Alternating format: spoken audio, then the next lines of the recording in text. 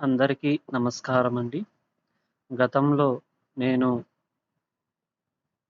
మన వార్షిక క్రెడిట్ మరియు జీవనోపాధి ప్రణాళిక ఏసీఎల్‌పీ ఎలా చేయాలి అనేది గతంలో పెట్టడం జరిగింది. ఇందులో కొన్ని మీకు కొన్ని సందేశాలు ఇవ్వటం జరుగుతుంది. దయచేసి అందరూ గమనించండి. మనం చేసేటప్పుడు ఈ ప్రణాళిక అనేది చాలామంది త్వరగా చేసేయటం అనేది జరుగుతుంది. కానీ ఇప్పుడు మనం చేసే ఈ సర్వే చాలా చాలా జాగ్రత్తగా చేయాలి. ఒక్క తప్పు పైనా సరే ఇది మళ్ళీ సీసీ లాగిన్‌కెళ్ళినప్పుడు సెర్ప్ వాళ్ళు దీనిని మనకి మళ్ళీ ఎడిట్ చేసుకునే అవకాశం ఇవ్వచ్చు, ఇవ్వకపోవచ్చు. కానీ ఇస్తారు ఖచ్చితంగా. కానీ తప్పులు మాత్రం అనేది చెయ్యమాకండి దయచేసి.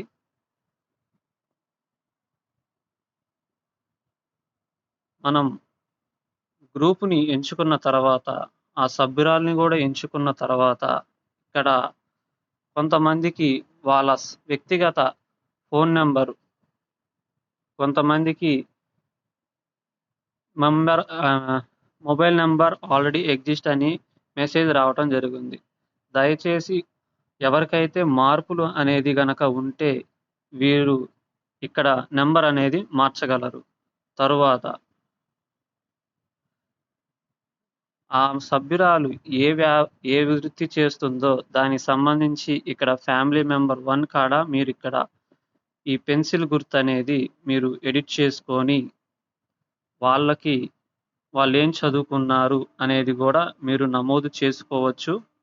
తర్వాత కార్యక్రమం సేవ్ చేసుకొని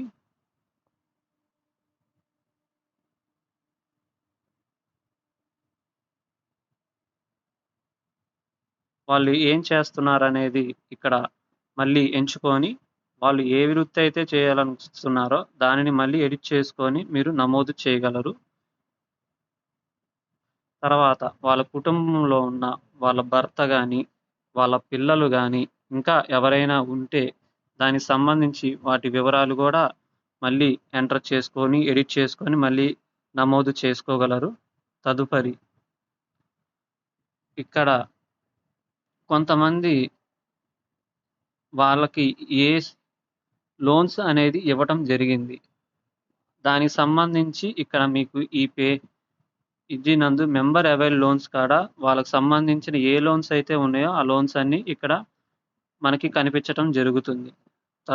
తదుపరి ఇక్కడ ఎంటర్‌ప్రెన్యూర్ ఐడెంటిఫికేషన్, వ్యాపారవేత్త.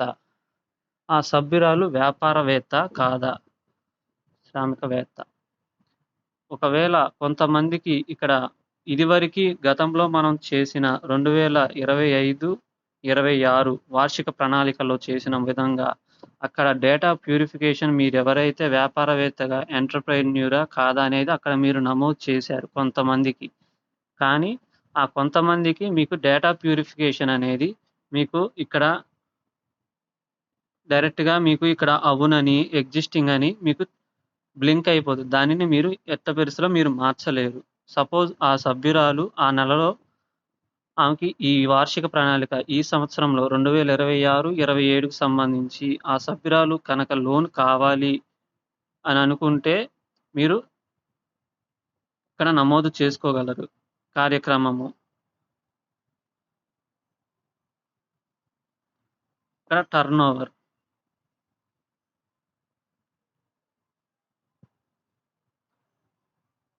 ఉపాధి కల్పించబడింది. అంటే ఎవరైనా ఆ సభ్యురాలతో పాటు ఇంకెవరైనా చేసుకోకుంటారా అనేది. ఉంటే పెట్టండి. లేదంటే 0 అన్నా పెట్టండి. కావాల్సిన రుణం 2,00,000 లేదంటే వాళ్ళకి ఏ తరపున ఎలాగైనా ఇవ్వాలనుకుంటే 1,00,000 గాని, 1,50,000 గాని, 2,00,000 గాని మీరిక్కడ నమోదు చేయగలరు. తర్వాత ఇక్కడ ఏ నెలలో వాళ్ళకి అవసరం అనేది మీరు నమోదు చేసి ఇక్కడ పెట్టగలరు. తదుపరి మీరు అక్కడ వ్యాపారవేత్తలో వాళ్ళకి మెంబర్‌కెటు లోన్ కావాలి అని అడిగినప్పుడు మీరు ఇక్కడ మళ్ళీ ఆమె వ్యాపారవేత్తగా పెట్టినప్పుడు అక్కడే మీరు నమోదు చేసుకోగలరు. ఆ సభ్యురాలికి యొక్క లోన్‌కి. లేదు ఆమె వ్యాపారవేత్త కాదు అన్నప్పుడు అక్కడ మీరు లేదు అని పెట్టినప్పుడు ఆమె వ్యాపారవేత్త కాదు అన్నప్పుడు తదుపరి కొడితే మీరు ఈ స్థానంలో వార్షిక క్రెడిట్ ప్లాన్ ఇందులో మీరు ఈ సంవత్సరంలో సభ్యురాలికి లోన్ అవసరమా అన్నప్పుడు ఇక్కడ అవును అని పెట్టండి. ఎందుకంటే ఆమె వ్యాపారవేత్త కాదు. కానీ ఆ సభ్యురాలికి లోన్ అనేది అవసరం కాబట్టి ఇక్కడ మీరు నమోదు చేసుకోగలరు.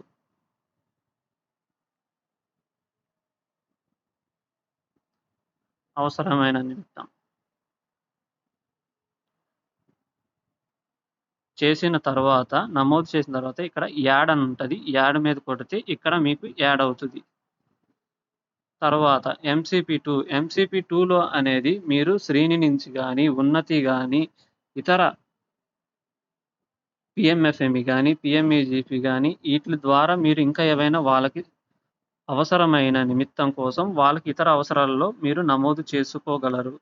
వాళ్ళకి రూ. 1,00,000 అవసరమైనప్పుడు 1,00,000 నెలను ఎంచుకొని చేసిన తర్వాత తదుపరి కొట్టగలరు.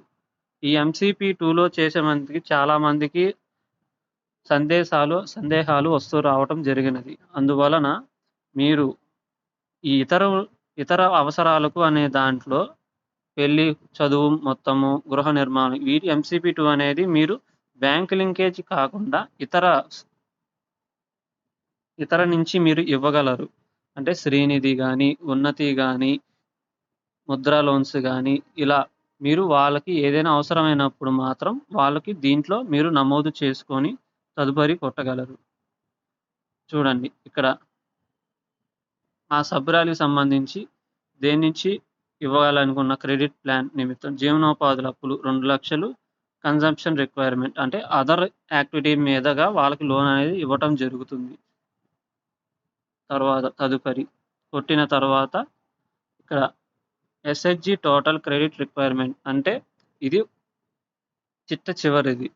ఆ సభ్యురాలికి సంబంధించి మొత్తం ఏదైతే మీరు ఇవ్వాలనుకుంటున్నారో దానికి సంబంధించి టోటల్ ప్రణాళిక అనేది ఆ సభ్యురాలికి ప్లస్ గ్రూప్‌కి యాడ్ అవుతూ వస్తది. అందువలన దీనిని మీరు చూసి చాలా జాగ్రత్తగా నమోదు చేయగలరు. ఇప్పుడు మీరు చేసిన ఈ డేటాని చేసేటప్పుడు కూడా మీకు చాలా కొన్ని సందేహాలు రావటం జరుగుతుంది. అందువలన మీరు ఒకసారి అడిగిన తరువాత ఆ సభ్యురాలిని మీరు అడగండి. వాళ్ళకి ఏ నెలలో కావాలి? మీకు ఎంత కావాలి? ఈ వార్షిక ప్రణాళికలో ఈ 2026, 27కి సంబంధించి ఈ ప్రణాళికలో ఆ సభ్యురాలికి అవసరమైనప్పుడు మాత్రమే మీరు ఈ లోన్ అనేది నమోదు చేయండి. లేదు అని అనుకుంటే సపోజ్ ఆ సభ్యురాలికి లోన్ అవసరం లేదు. కొంతమందికి ఇక్కడ ఈ వ్యాపారవేత్త కాడే అవునని పెట్టుంటది. ఎగ్జిస్టింగ్ అని ఉంటది ఆటోమేటిక్‌గా. ఇక్కడ కొంతమందికి వాళ్ళు చేసే వ్యాపారం అనేది గూడా ఇందులో నమోదు చేయటం అలానే డిస్‌ప్లే అవుతుంది.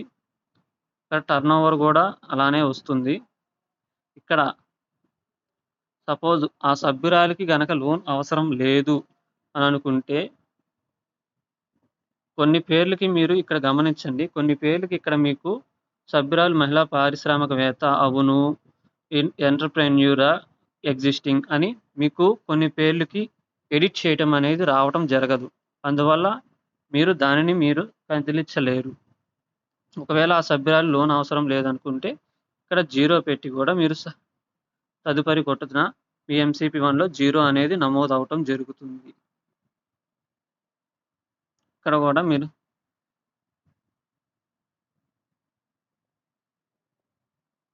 లేదు అని అనుకుంటే ఇక్కడ ఈ సభ్యురాలికి అవసరం లేనప్పుడు లేదని కొట్టండి. కొడితే మీకు ఈ ఎంసీపీ1 గాని, ఎంసీపీ2 గాని ఇవేమీ కనిపించవు. ఈ ఆర్థిక సంవత్సరం సభ్యురాలు లోన్ అవసరమా అనే కాడ అవసరం లేదనుకుంటే లేదని పెడితే ఎంసీపీ1 గాని, ఎంసీపీ2 గాని కనిపించదు. తదుపరి వస్తది. తదుపరి కొట్టిన తర్వాత ఆ సభ్యురాలిని డేటా సబ్మిట్ చేయగలరు.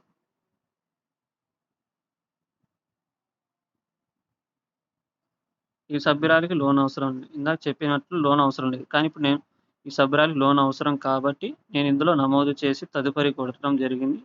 ఇదిగోండి. ఇక్కడ MCP1లో మనం అక్కడ నమోదు చేసిన విధంగా ఇందులో మీకు సమాచారం అనేది రావటం జరుగుతుంది. మరలా ఆ సభ్యురాలికి ఇతర నుంచి మనం ఇంకేదైనా ఇవ్వాలి అని అనుకున్నప్పుడు ఇందులో నమోదు చేసి మళ్ళీ తదుపరి కొడితే ఆ సభ్యురాలికి రూ. 3,00,000 మనం ఇవ్వాలని నమోదు చేశాం. తదుపరి సమర్పించండి. కానీ సమర్పించిన తర్వాత మీరు చాలా జాగ్రత్తగా మళ్ళీ చెప్తున్నాను. చాలా జాగ్రత్తగా చేయండి. ఈ సర్వే అనేది ముఖ్యమైనది. ధన్యవాదములు.